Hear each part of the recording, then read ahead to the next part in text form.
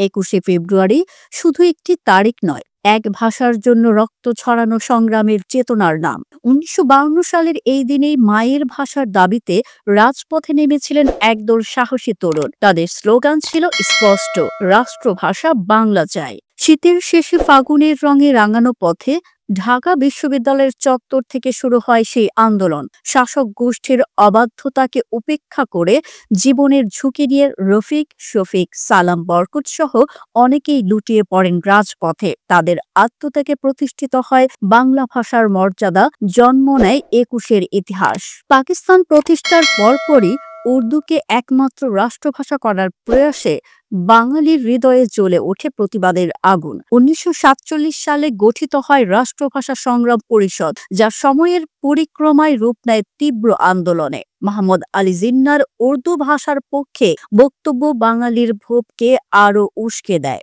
অবশেষে ১৯৫২ সালের ২১শে ফেব্রুয়ারি ইতিহাসের বাঁকে লেখা হয় রক্তাক্ত বিজয়ের গল্প। ২১-এর আন্দোলন শুধু ভাষার দাবিতেই সীমাবদ্ধ ছিল না, এ সংগ্রামেই বপন হয় স্বাধীনতার বীজ, যার পরিণতিতে আসে ১৯৭১ সালের মুক্তিযুদ্ধ এবং লাল সবুজের পতাকার স্বাধীন বাংলাদেশ।